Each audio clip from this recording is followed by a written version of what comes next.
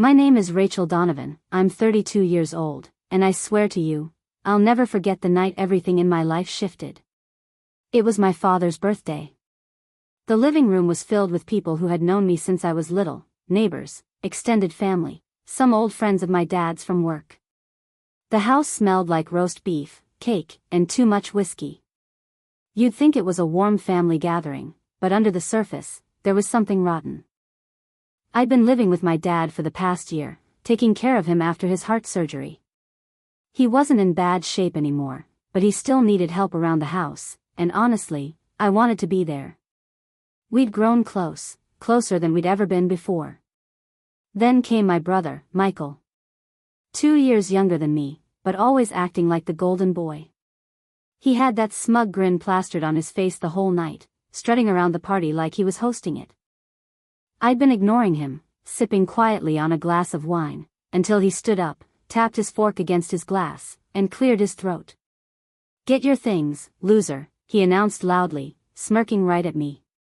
"This house is being put on the market." The room froze for a second, then laughter and applause erupted. Glasses were lifted in a toast, as if he had just done something honorable. My father sat there, stunned and too weak to speak up, and I could feel the blood rushing to my face. They were celebrating my eviction. I didn't cry. I didn't argue. I just stood up slowly, smoothed my dress, and walked outside into the cool night air. My hands shook as I pulled my phone from my pocket. There was only one number I needed to dial. The call lasted less than 30 seconds. I said what I needed to say, and the person on the other end replied simply, "Consider it done." When I slipped the phone back into my bag, I heard the party behind me suddenly shift.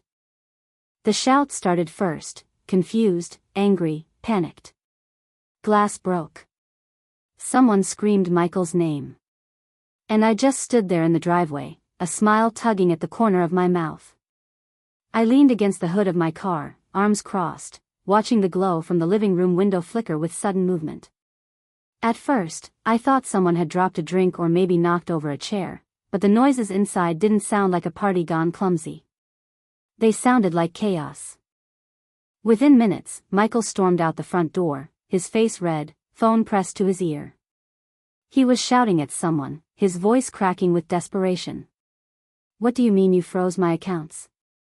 You can't do that, I'm the executor." "No, listen, my father's house is mine to sell, you don't understand." I tilted my head and smiled. I had made one call, to Linda Whitaker, my father's attorney. Linda had always liked me, respected the way I stayed by my dad's side while Michael blew through money and girlfriends like they were disposable. A month earlier, Linda had quietly walked me through the updated paperwork. My father's house wasn't in Michael's name. In fact, Michael had zero legal power to do anything with it. I told Linda that Michael had just announced to 50 people that he was selling the house out from under me and Dad. She didn't hesitate. Within minutes, she had filed an emergency freeze on Michael's accounts that, funny enough, weren't really his. They were joint accounts he'd set up using Dad's name, skimming off the pension checks, managing the bills, when really he was funding his weekend trips and poker nights. Now, the truth was unraveling in real time. I walked back toward the porch, the cool night air sharpening my every step. Michael was pacing, clutching his phone like a lifeline, spitting curses into the night. When he saw me, his eyes narrowed. "You did this," he hissed. "You think you're clever, huh? Always playing Daddy's little nurse, Daddy's little saint. You're nothing without me. Nothing." For the first time in years, I looked him dead in the eye without flinching. "You just lost everything you thought you had," I said evenly. "And it's only the beginning." Behind him, people started pouring out of the house, confused guests whispering, some laughing nervously, others shaking their heads at Michael. My father stood in the doorway, his cane steady in his hand, his voice low but clear. "Get off my property, Michael," he said. And that was the first time I saw fear flicker in my brother's eyes. Michael didn't leave right away. He stood frozen on the porch, staring at my father like he couldn't quite process what had just been said. This was the same man who had babied him through every mistake, bailed him out of debt, and pretended not to notice when his business ventures were nothing more than gambling schemes. Hearing Dad tell him to leave, it must have felt like the ground shifting beneath him. But Michael was stubborn. He puffed out his chest, lowered his voice, and said, "You don't mean that, Dad. You're just confused. She's manipulating you." The crowd that had gathered behind him went silent. No one moved. Some of them already knew the truth. Michael had been riding my father's generosity for years. But hearing him dismiss Dad's words, right there in front of everyone, crossed a line. I stepped closer, so close that I could see the sweat beading along his hairline. "You think Linda froze your accounts by accident? You think Dad just forgot what he signed?" I tilted my head, smiling just enough to needle him. "Everything you thought you had, gone. And I made sure of it." His jaw tightened. He was cornered, humiliated, but too proud to back down. "You don't get it, Rachel. I don't quit. I'll get that house, one way or another. You can't stop me." I almost laughed at how pathetic he sounded. He still thought this was about a house. He didn't understand yet that I had every piece of his world lined up and ready to topple. "Try me," I whispered. He stormed off then, shoving past the guests, kicking over a chair as he stomped down the driveway to his car. The roar of his engine echoed down the street, but the silence he left behind was heavier than anything. People avoided looking at me. They weren't sure if I was the victim or the villain. Dad broke that silence. He turned to me, his voice low, steady. "You did the right thing. It's time he learned what consequences feel like." I nodded, but inside, my mind was already racing. Michael wasn't going to crawl away and lick his wounds. He'd come back swinging, dirty as ever. And when he did, I had to be ready. So that night, after the guests left and Dad went to bed, I sat at the kitchen table with a pen, paper, and a glass of whiskey. I wrote out a list, every scam Michael had ever pulled, every person he owed, every weak point I could exploit. I wasn't just defending my home. I was going to dismantle him piece by piece. And he had no idea what was coming. The next morning started quiet, too quiet. Dad slept in, which was a relief, but I woke up with this gnawing certainty that Michael wouldn't just let things go. By noon, the phone calls began. First, it was Dad's pension office. Someone, I wonder who, had tried to change the direct deposit account. Luckily, Linda had already put a fraud alert on everything tied to Dad's name, so it didn't go through. Still, it was enough to tell me that Michael was moving fast. Then came the texts. "You think you won last night? You have no idea who you're messing with. Dad won't always be there to protect you." He wanted to rattle me. And maybe a year ago, it would have worked. But now? Every message just fueled me. I screenshotted them all and sent them straight to Linda. Paper trails are beautiful weapons. By evening, I heard from an old friend of mine, Casey, who worked at a local credit union. She called, voice low and careful, "Rachel, your brother tried to take out a loan this morning. Used your dad's house as collateral. Thing is, he doesn't own the house." I laughed out loud. Let him keep trying. Every move he makes just digs his grave deeper. But I wasn't content to just sit back. If Michael wanted war, I was going to make sure he drowned in it. That night, I pulled out the list I'd written and zeroed in on one name, Victor Ramirez. Victor wasn't a nice man. He ran a private lending business in town, which was just a polite way of saying he was a loan shark. Years ago, Michael had borrowed from him 5 figures, then skipped out when the debt came due. Victor had been looking for him ever since. I still had Victor's number. So, I made another phone call. This time, I didn't even need to explain much. Just gave Victor Michael's new address, told him my brother was flashing money he didn't have, and suggested now might be the perfect time to collect. Victor chuckled darkly. "You just made my week, sweetheart." When I hung up, I sat back and exhaled. It wasn't exactly clean, what I'd done. But Michael had always thrived in dirt. It was only fair he choke on it. The next move was his, but the trap was already set. It didn't take long for the fallout to start. By the next evening, Michael was blowing up my phone. Missed calls, frantic voicemails, texts that swung between threats and begging. What the hell did you do? You don't understand who you just involved. Rachel, please, I need your help. I ignored every single one. Instead, I poured myself a glass of wine and watched from the living room window as an unfamiliar black SUV pulled up across the street. Two men got out, broad shoulders, dark jackets, the kind of posture that screamed trouble.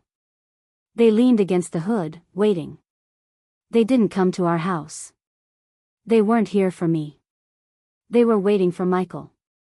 Sure enough, an hour later, Michael's silver sedan came barreling down the street, brakes screeching as he pulled into the driveway.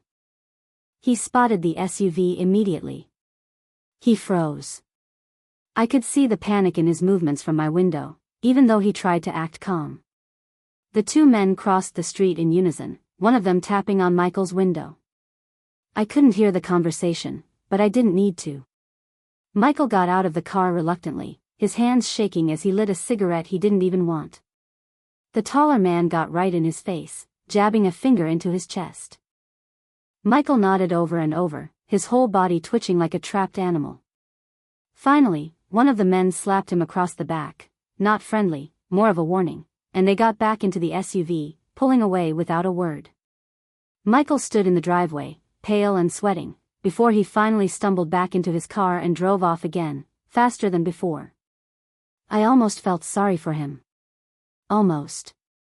Later that night, my father shuffled into the living room, settling into his recliner with a sigh. He glanced at me, then at the window, like he knew I'd been keeping watch. "Your brother came by?" he asked quietly. I smirked. "Not exactly. Let's just say, someone else came calling." Dad gave me a long look, the kind of look that asked 100 questions without saying a word. Then he just nodded slowly. Good. It's about time he learned. For the first time in years, Dad wasn't defending Michael. He wasn't asking me to forgive him or give him another chance. He was letting me fight. And that, more than anything, told me I was finally on the right path. But I also knew something else. Michael wasn't going to crawl into a hole and disappear. No, he'd come after me harder now. And I was ready. 3 days passed without a word from Michael. No calls, no texts, no late-night threats. On the surface, it looked like he had finally been scared straight. But I knew him too well. Silence was never surrender with Michael, it was strategy. Sure enough, on the fourth night, the attack came. It was just after midnight. Dad was asleep, the house quiet. I was in the kitchen rinsing dishes when I heard the unmistakable crunch of footsteps outside the back door. Slow. Careful. Not the sound of a neighbor passing by, no, this was deliberate. My stomach tightened. I turned off the faucet, let the silence hang for a moment, and then I heard it, the faint jingle of metal against metal. Someone was messing with the lock. Michael. I didn't panic.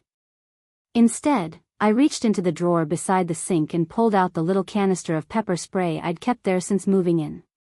Then, I slipped quietly into the hallway, phone already recording in my other hand. The back door creaked open. Michael stumbled inside, hood pulled over his head, a crowbar glinting faintly in his grip.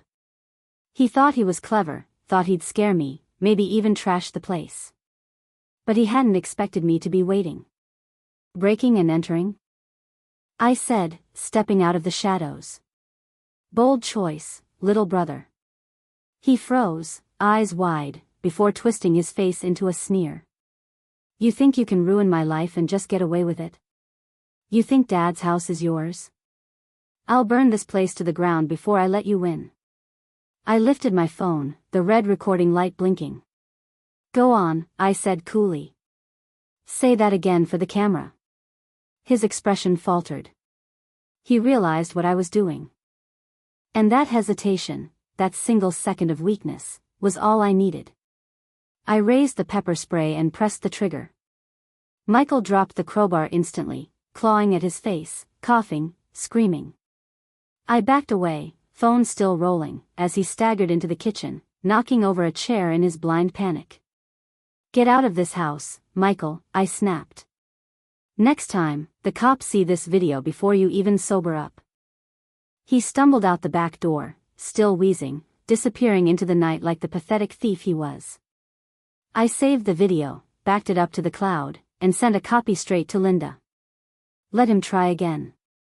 Every step he took only handed me more ammunition. And soon, I wasn't just going to defend myself. I was going to end him. Michael didn't crawl back into the shadows after the break-in.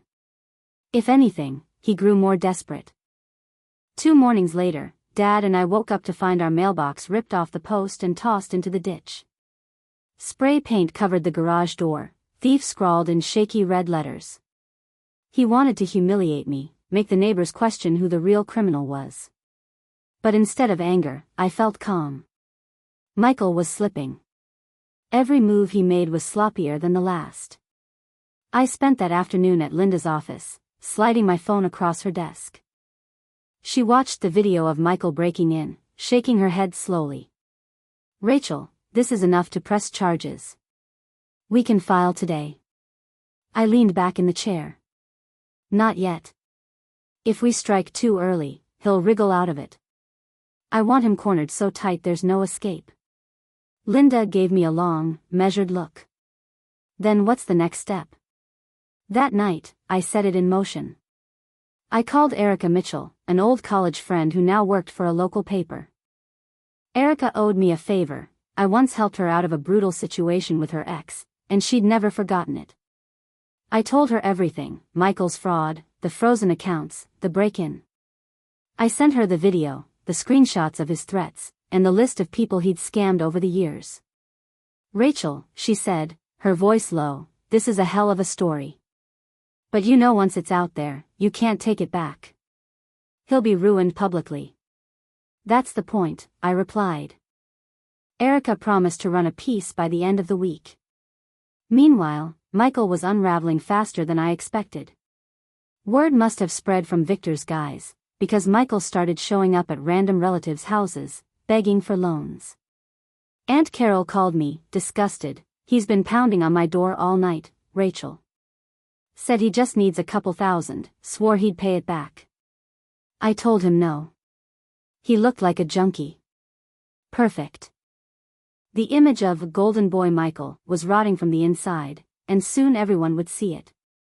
I wasn't just stripping him of money anymore, I was stripping him of reputation, the one thing he valued most. And the beauty of it? He didn't even realize I was the one orchestrating every domino that was falling. Not yet. The headline was brutal. Local man accused of defrauding family, community ties exposed. Erica didn't hold back. She laid out everything: the pension skimming, the joint accounts, the failed loan attempts, the unpaid debt to Victor, and even hinted at the break-in, without naming me directly. She had documents, screenshots, and quotes from people who'd been burned by Michael. By 9 a.m., the article was everywhere. Neighbors whispered on the sidewalk. People shared it on Facebook, tagging Michael's name with comments like "figures" and "about time this came out." I sipped my coffee at the kitchen table, the paper spread in front of me. Dad sat across from me, shaking his head slowly as he read. "You really did it," he muttered. "You took the shine right off him." I couldn't help but smile. Oh, this is just the beginning. Meanwhile, Michael's phone must have been melting in his hands. The voicemails he left me that day were a roller coaster: rage, pleading, denial. "You think this makes you look good? You think people are gonna side with you? They'll see right through it, Rachel. They'll know you're behind this." But the truth was, no one cared who was behind it. They cared that it was true. And every ounce of it was. By that evening, Michael tried to save face. He posted a long, rambling status online about how the fake news media was targeting him, how jealous people were spreading lies, how his mentally unstable sister had been plotting against him. I didn't reply. I didn't need to. Because in the comments, people weren't buying it. His old buddies, co-workers, even his ex-girlfriend piled on. Bro, I lent you $500 last year and never saw a dime back. Didn't you scam grandma out of her savings? Rachel took care of your dad while you were partying, don't come for her. Michael wasn't just losing money now, he was losing the only currency he ever truly valued, respect. That night, I stood at the window again, looking out at the quiet street. Michael hadn't shown his face all day, which was rare for him. For the first time in years, the house felt safe. But I knew my brother. He was like a cornered animal. Humiliation wouldn't make him disappear. It would make him dangerous. And if he was about to strike back, I had to be ready to end this once and for all. The retaliation came faster than I expected. 2 nights after the article dropped, I came home from running errands to find flashing lights painting the street. A police cruiser sat at the end of the driveway. My stomach dropped. Dad was on the porch, cane in hand, looking furious. One of the officers was standing with him, notebook out. The other was waiting for me. Miss Donovan, the officer said. We received a call from your brother, Michael. He claims you assaulted him during an altercation a few nights ago. I froze, then let out a bitter laugh. Of course. The break-in. He was trying to flip the script. Assault? I repeated. You mean when he broke into my house at midnight with a crowbar?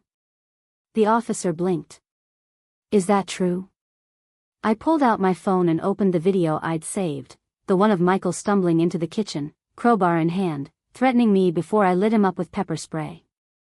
I let the recording play in silence, the red glow of the screen washing over the officer's face. When it ended, I slipped the phone back into my pocket. That's the assault.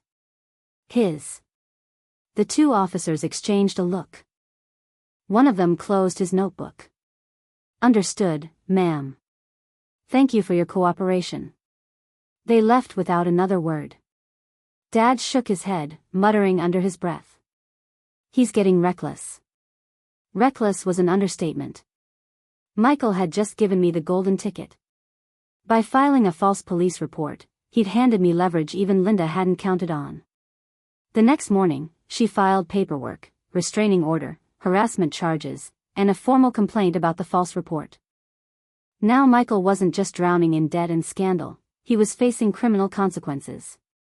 When the papers were served, he called me one last time. His voice was hoarse, raw. You're destroying me, Rachel. I held the phone to my ear, listening to his ragged breathing. For a split second, I almost felt the weight of what I was doing. This was my brother. We had grown up under the same roof, shared Christmas mornings, fought over the same bathroom. But then I remembered the look in his eyes when he called me a loser in front of everyone, tried to take our fathers home, and laughed while the crowd toasted to my eviction. No, Michael, I said coldly. You destroyed yourself. I just made sure everyone saw it. Then I hung up. Michael hitting rock bottom didn't happen quietly. It was loud, messy, and public, just the way he'd lived his whole life. The first sign came from Aunt Carol again. She called me early in the morning, voice trembling with both anger and pity. He showed up here last night, drunk as a skunk. Sat in my driveway honking his horn until the neighbors threatened to call the cops. Said he had nowhere else to go. I pictured him slumped behind the wheel of his beat-up sedan, eyes bloodshot, trying to summon sympathy he no longer had. For years, Michael had been able to charm his way back into people's good graces. But now, every bridge was burned. By the end of the week, the fallout was total. His bank accounts were frozen. His credit tanked. His so-called friends had cut him off. And Victor's men? They'd found him again. Word was, he'd been roughed up pretty badly outside a bar on the east side. But none of it was enough. Not yet. I wanted to make sure he could never claw his way back. So, I made one final call, this time to Erica, the reporter. I think it's time for the follow-up piece, I told her. The one that ties it all together. She didn't even hesitate. Send me what you've got. I sent everything: the restraining order, the false police report, proof of his debt, the video of the break-in, and, most damning of all, the records Linda uncovered showing how he siphoned money from Dad's pension for years. The follow-up story hit harder than the first. It wasn't just whispers now.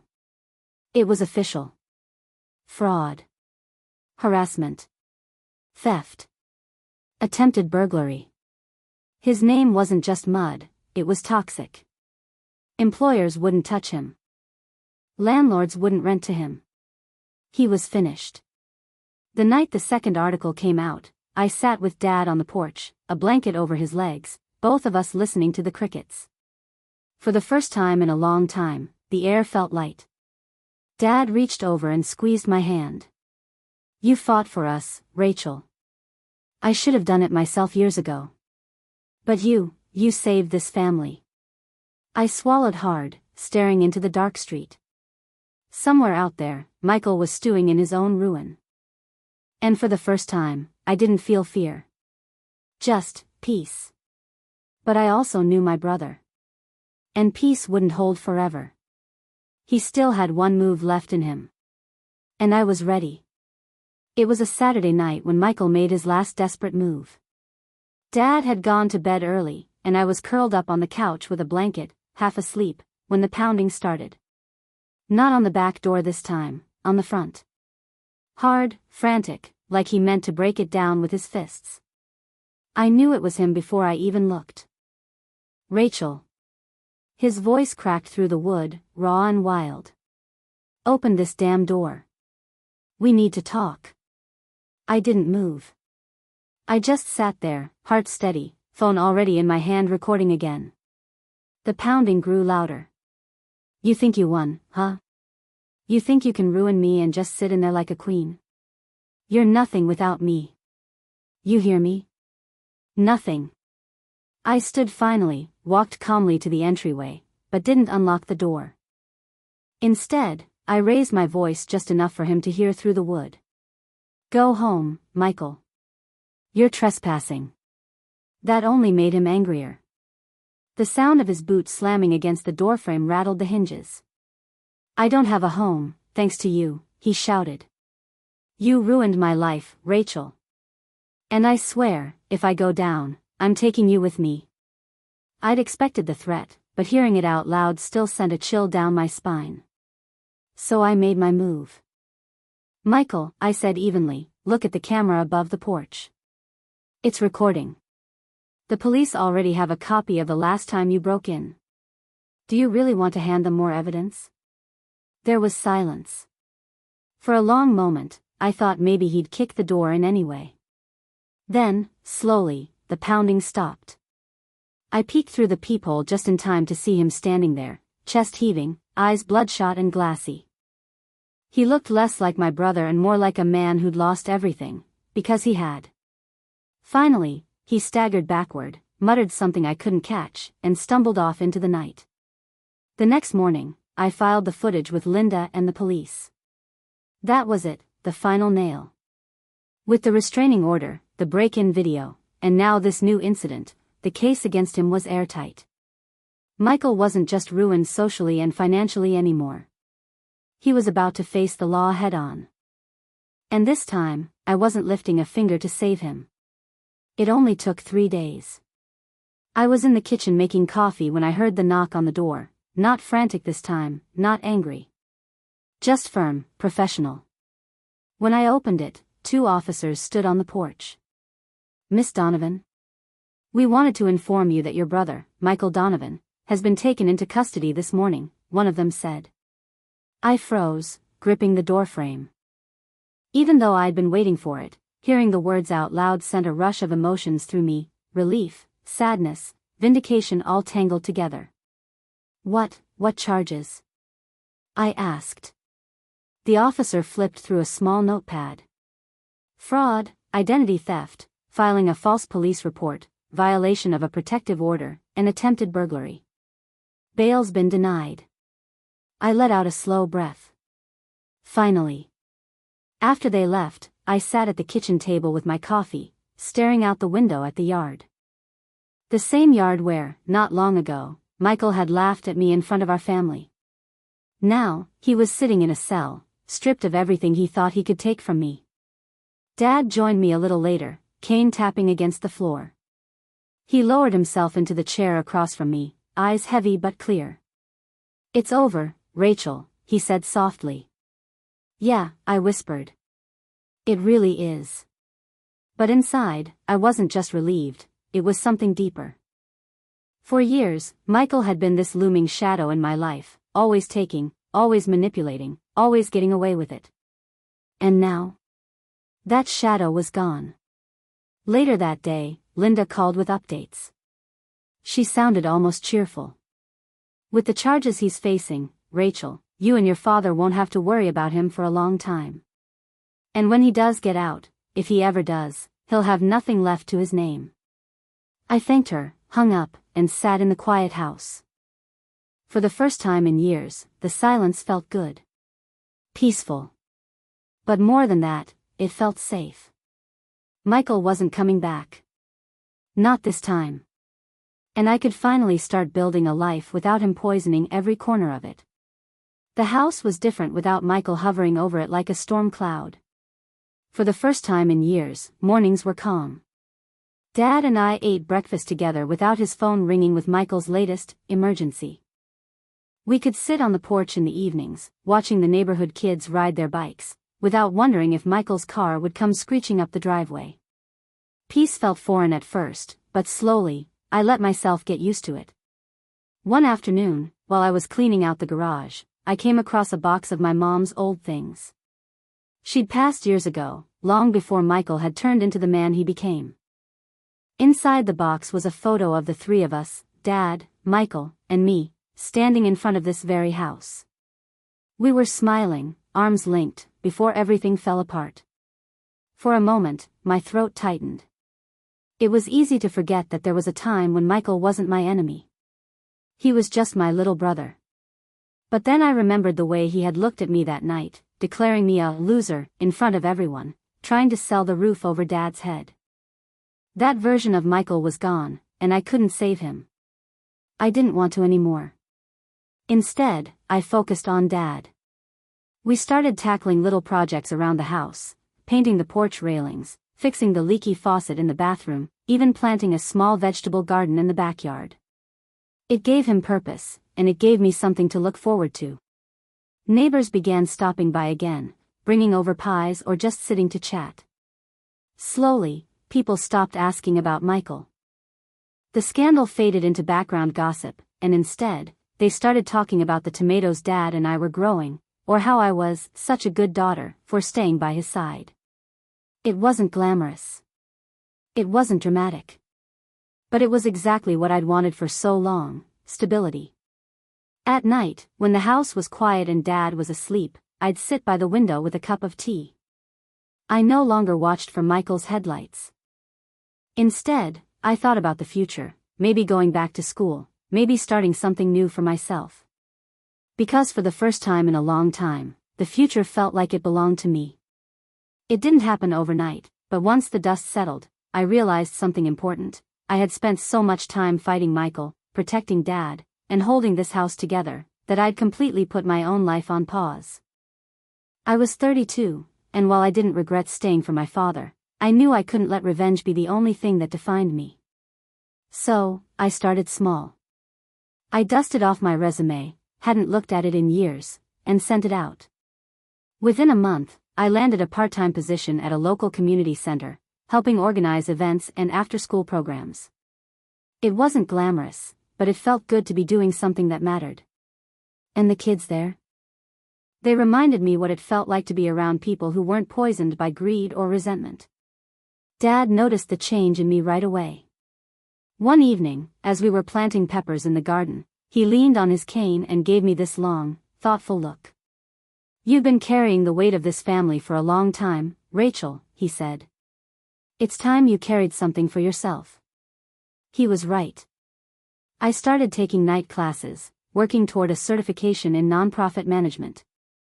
It was hard balancing everything, Dad, the job, school, but it was the kind of hard that felt worth it. Meanwhile, the house itself started to feel alive again. We repainted the living room, replaced the old curtains, even bought new furniture with money that wasn't constantly being siphoned off by Michael. The place didn't feel like a battleground anymore. It felt like home. Every now and then, I'd still hear about Michael. A cousin mentioned he was trying, and failing, to appeal his charges. Someone else said they'd seen him in court, thinner, older, nothing like the golden boy he once was. But I didn't let it weigh me down. His story wasn't mine anymore. Mine was about rebuilding. For the first time, I felt like I was walking forward instead of constantly looking over my shoulder. And with each step, I knew I was finally free. It's strange how quickly life can shift once the weight of someone else's chaos is gone. 6 months after Michael's arrest, the house felt like a different world. Dad was healthier, stronger. He walked around the garden every morning, bragging to the neighbors about our tomatoes and beans like they were trophies. The stress lines that had carved into his face during Michael's reign had started to soften. And me? I was different too. I'd finished my certification classes, and the director of the community center offered me a full-time position managing their outreach programs. For the first time in years, I had a career path, something that was mine, built from the ground up, not something Michael could take or tarnish. One evening, after a long day at work, I sat on the porch with Dad. The summer air was warm, and fireflies danced across the yard. He looked at me, his voice steady but gentle. "You've done more than protect this home, Rachel," he said. "You saved me. You saved yourself." I didn't answer right away. Instead, I thought back to that night, Dad's birthday, Michael's smug grin, the crowd toasting to my humiliation. I remembered walking outside, making that one phone call that started everything. Back then, I had been angry. Hurt. Determined to get revenge. But sitting there now, with my father beside me and the future stretched out ahead, I realized something. Revenge had only been the beginning. What I'd really gained was freedom.